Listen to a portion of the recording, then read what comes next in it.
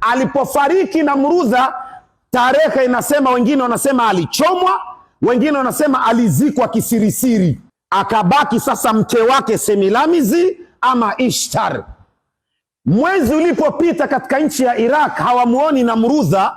Raia wa Iraki wakamuuliza Ishtar, mke wake ambaye ni mamake mzazi, wanamwambia, wewe mbona 1 month imepita sasa, Mungu yetu Namrudha hatumuoni, kwani yako wapi? Iblisi maluni akawa ashamtokea Semilamizi, ashamwambia Kiswahili ya uongo vile atadanganya raia wa Iraq. Akawaambia, msione Namrudha haonekani.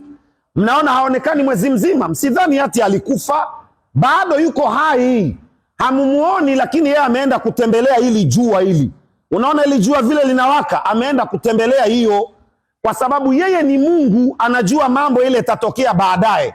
Ameona hii jua itakosa barabara yake, kwa hivyo ameenda kufanya ukarabati, ameenda kufanya renovation ndani ya jua, ili hii jua ikae sawa sawa kwenye barabara yake.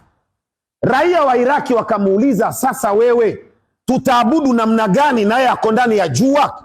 Semilamizi akawaambia, mkiabudu hiyo jua mtakuwa mmemwabudu Namrudha, kwa sababu ako ndani ya hiyo jua. Anzeni ibada ya kuabudu hiyo jua.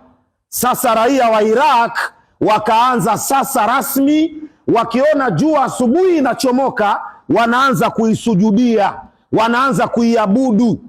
Ikaitwa ikaitwa the National Sunday Day, ikaitwa the Sun Worshiping Day, siku ya kuabudu jua.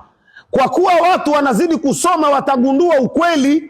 Hii neno worshiping ikaondolewa hapa, ikavurutwa neno sun karibu na neno day karibu, ikasomeka Sunday, ambao kwa leo kwenye kalenda hii ya sheitani tunaita ni Jumapili.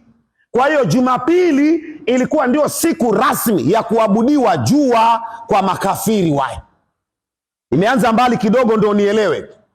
Baada ya hali hii kujiri, sasa watu wanaendelea kuabudu jua. Semilamizi, huyu na mke wa Namrudha ambaye ni mamake, akatongozwa na bodyguard yake, akaanza kuzini na, kwa sababu ana kila kitu, State House la akta iko, bunduki iko, amri iko, nini amekosa? Mwanaume tu ndio amekosa.